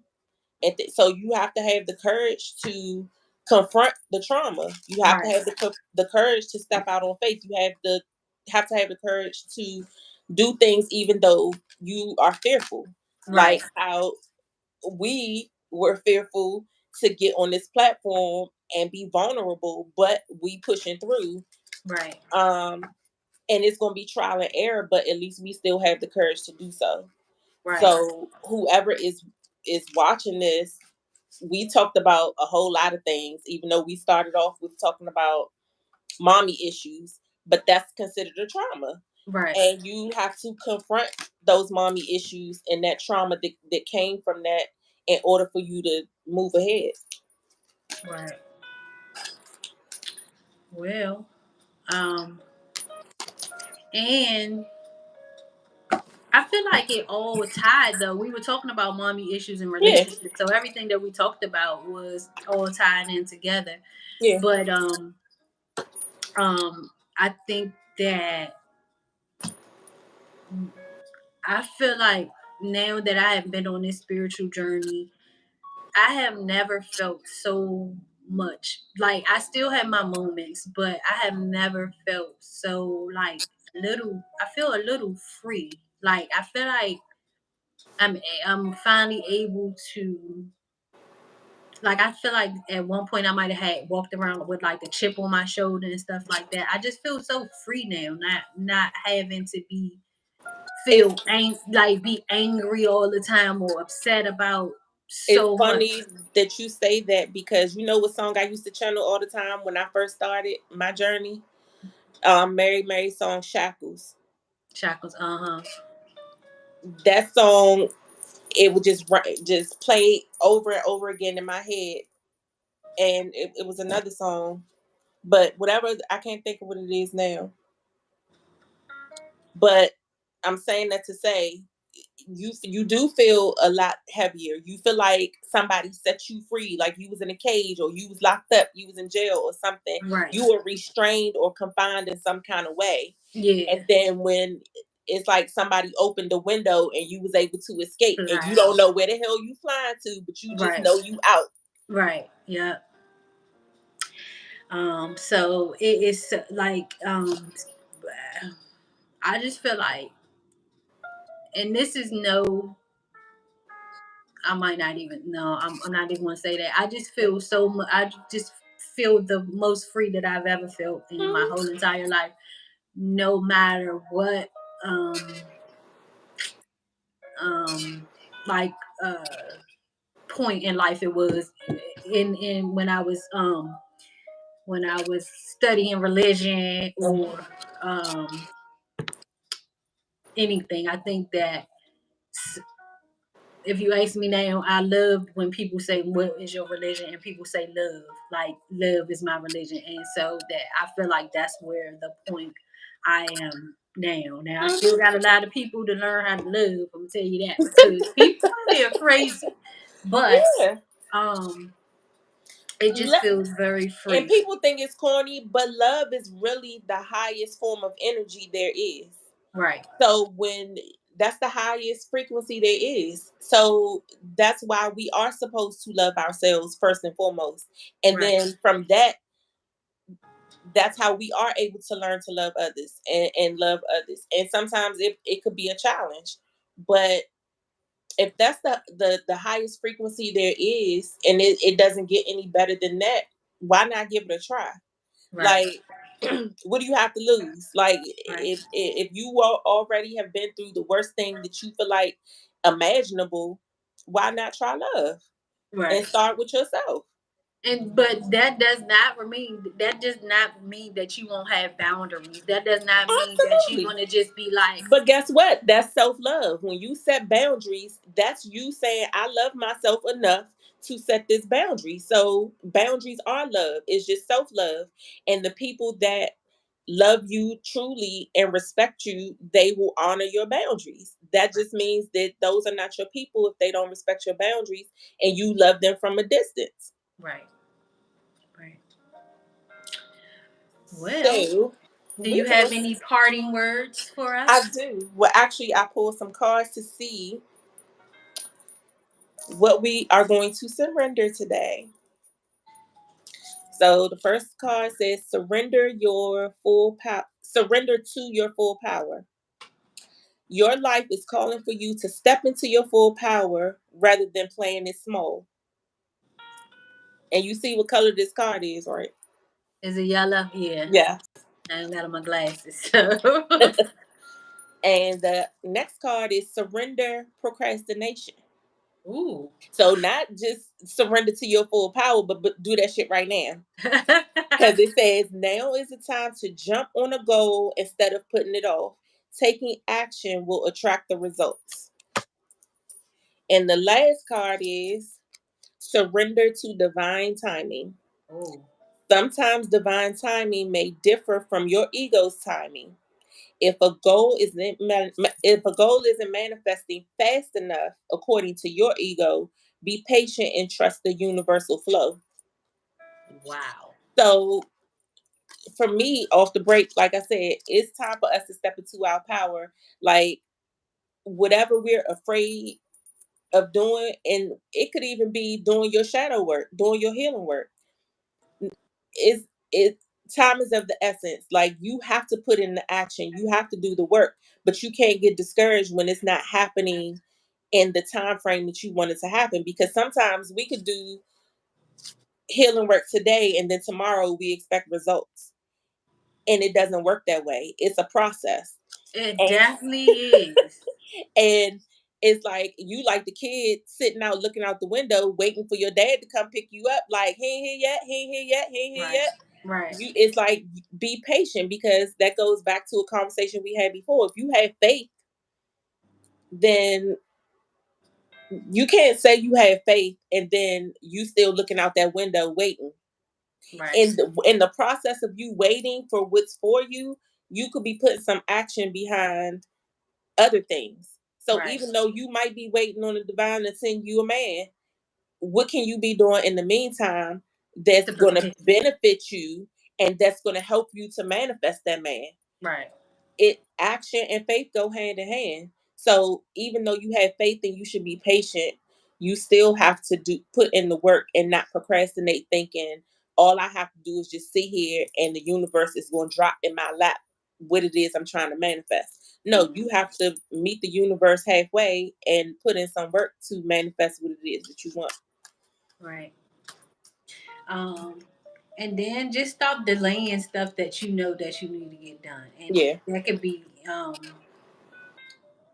I don't know, anything. um, but definitely when it comes Especially if to you keep getting nudges to do things, sometimes we put it off because it doesn't seem realistic to us. Like it doesn't really make sense in our earthly mind. It doesn't make sense, so we keep putting off doing it instead of just trying it and seeing what could happen, because you don't know until you actually try. and that's again it brings us back to this because we actually we haven't really been procrastinating as far as that this comes now. We I haven't think we've been been the follow through as far as the editing and stuff like that, but I feel like we've been consistent with the recording. right. Like we've had our like timing issues, but for the most part, I think we've been pretty good about holding each other accountable and doing what we say that we're going to do. Right.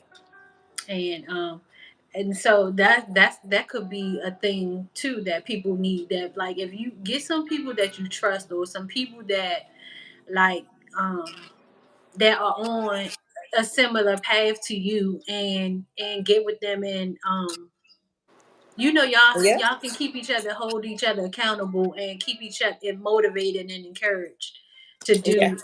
stuff. That's why you have to watch the company that you keep, and not to say that these people that are not on your path are bad people, but sometimes it's more beneficial to have people around you that's on the same path or a similar path that can encourage you and help you like when you fall short. Right. Or sometimes just to have that person to vent to you can't talk to everybody about everything, but you have to have at least one person that you trust, that you know is going to have your back and it's going to call you out on your BS when you on some BS. Hmm. Because I can't think of one person now that I can tell that I have visions and stuff like that. And if I say anything, it's going to be like I have a dream. I had a dream. I'm not going to say Right. that in the shower. I seen that you did such, or that no, I seen or that something came to me and or I was given a vision that blase blase blase about you and you know. Right. Okay. So I had to say I had a dream. Martin Luther King. Right. So I know we were supposed to be closing out, but since you said this, I have to say this before we go. So you said it's not one person that you could tell that you had a vision or experienced certain things that you've experienced. I've done it twice with my twin flame and my person that I'm talking to now. The first time with the twin flame, it was kind of awkward. It finally ended up coming out, and he was like pretty much, you nuts. Like, what are you talking about? Like, and the crazy thing is, I feel like he's gifted too, but he won't acknowledge it. Mhm. And whenever I would say something spiritual around him or to him, he would just keep saying, "You crazy." He was like, "Here you go." Or if he see me shuffling cards, "Here you go with them goddamn cards. You Mhm. something is wrong with you." But then he would turn around in the same breath, ask your cards what I should do. Extra, not extra cards. Ask my cards what he should do. So, but with the current person, I so it's so funny because it's been 8 months, and when we first started talking, just to see how what his reaction was going to be, I think one day he asked me what was I doing for the rest of the night or something, and I said, "Oh, I had some readings to do." And other than that, nothing. So I was waiting for him to ask me like what type of readings, but he never asked. So on another occasion, same thing. I said, "Oh, I'm about to do a reading." Never said nothing. Be on FaceTime, shuffling cards. Never he never said nothing. So I don't even know how it came up. Oh, one day I was on the phone with him and I was randomly shuffling cards, but not to do a reading on him, but just because that's what I do. So I started giving him a reading. Look, I didn't even ask him or nothing. I just started giving him a reading. And he sat and he listened to the whole thing. He didn't say a word. He ain't agree. He ain't disagree. He didn't say, "What the hell are you doing?" Nothing. He listened to me. And then he changed the conversation. Like, not, it was like we started talking about something else. He never came back to me and said, "What was that you was doing?" He never said you was wrong about what you said. He never said nothing until a couple days ago. We were having a conversation, and I don't know how it came out, but I was talking to him about my visions and stuff, and like how it started, like how I would, like, we got into a whole conversation about my gifts. And he never once said I was crazy. He never, like, he didn't flinch. He just listened to what I had to say. And at the end of it, he told me, he said, "Why would you ever deny yourself of being who you are?" He was like, "When I stop giving a fuck about what people saw me as or thought about me," he was like, "That's the best decision I ever made." He was like, "So don't you ever not be who you are because of somebody else, how they feel or how they think about it." And that was all he said. And he went on to the next thing. So that just made me feel like that made me feel even more like that's my person. Mm-hmm. Because I've never freely, just without somebody asking me, I've never freely just opened up and shared stuff like that. I mean, I've talked to you about it, but like somebody that I was dating, I've never freely just opened up about it unless they asked me. Right. Well, I still haven't fully processed all my um what's going on with me yet, but I do Right. know that I don't feel comfortable with talking about it to anyone directly besides Right. you. Right. And but at the same time, this is on YouTube, so So and the funny thing is, I told you that's how the people at my job know. I mean, they know, but it's not because I was broadcasting it. I was on TikTok doing readings, and my boss saw it. So one day I came to work, and she was like, "I didn't know you read cards." And I'm looking at her like, "What the heck? How you know that?" No, and I didn't even say that at first. I said, "What are you talking about? Like, huh?" And she she was like, "I saw you on TikTok," and I was Wow. like, "Oh God." So I mean, and ever since then, like, the people at my job, they don't, I mean, not to my face anyway, they've never acted any differently towards me, or if anything, that made them come to me and ask me if they could get a reading. Well, yeah, I don't quite know how I feel about it.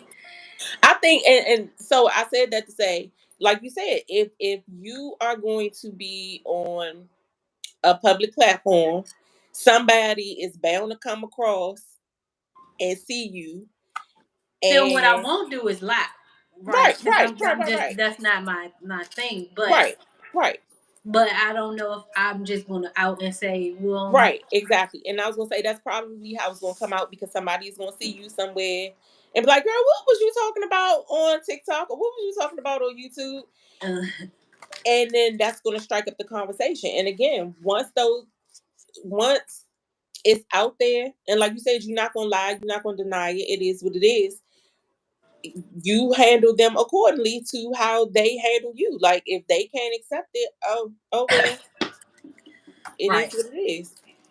right. Um, so But you have to have the courage to be okay with them finding out. Like, not to say you got to go have conversations and stuff like that, but I, I'm okay as far as that part goes, but I right. just don't want nobody to say anything that is going to be offensive Offensive, yeah. because I'm all love and light until I'm not no more. And I'm trying to think. I don't think anybody has ever said anything. I mean, other than, like I said, my twin flame saying I was crazy, but I didn't even take it offensive when he said that. I took it as more so like, this makes me weird from his standpoint. Like he was feeling like this is crazy because I can identify, but I don't want to say I can identify, so it's easier for me just to call you crazy type of thing. That's how I took it from him. Not like you're crazy because I don't believe in what you're saying. Right. More so, it's crazy because some of the stuff that you're saying about me, because I would tell him that he was gifted and that he was an empath and stuff like that. And same thing, girl, get out of here. You crazy. Something wrong with you. But I channeled his mother. That was the first deceased person that I channeled. Oh wow. And I feel like if he really thought that I was crazy, that would have been the nail in the coffin right there. When I channeled his mother, he would, he would have moved on and not to be heard from again. But that's how I know that you don't really think I'm crazy. You just, it's not explainable. So Right. because it's not explainable, like you don't have tangible proof to understand why I say these things or why I do these things, it's easier just to say, "Oh, you crazy." Hmm. Just like my mother say, "Oh, you crazy," when I tell her about herself, and Right, I wasn't even didn't know I was gifted then for telling right, her about herself. But right. that's a so I guess this may be a conversation that we keep we might continue on at some point. Yeah, But this was great it as was. usual. It was. I can't believe that we've been on here for almost 2 hours. No, more than 2 hours. No, because we had 117, Wow. 117 minutes. Um, so almost 2 hours, just about 2 hours. Yeah. But once again, it was a great conversation, and I look forward to Sunday. Yes. And so are you is this are we sure this is recorded or It's recording now. When we stop, I have to, let me see.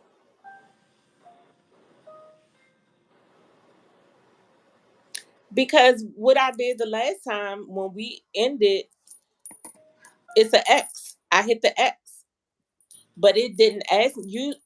I know before it usually asks if you want to save it, okay. but it didn't give me that option. So it's recording. That's why the timer is going up and it's saying we're live. But Okay. and these three dots is at the top. It's only saying mute microphone, remove guest, The share. share. Right. And what's this box right here? That's for the chat. Chat. Okay. Mm-hmm. So that's why I'm like, the only way to end it is to hit the X. But that's what I did the last time. And when I hit the X, it just exited out. All right, well let me get off and see if there's like anything pops up from me Okay. getting off Because it says and remove guests. So maybe I should remove you first. oh maybe yeah, go ahead Okay. and see. All right. All right. Talk to you Talk to you Sunday. soon. Okay.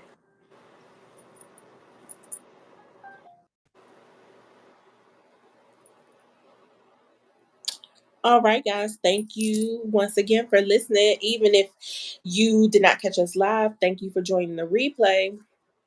And we will see you guys again on Sunday.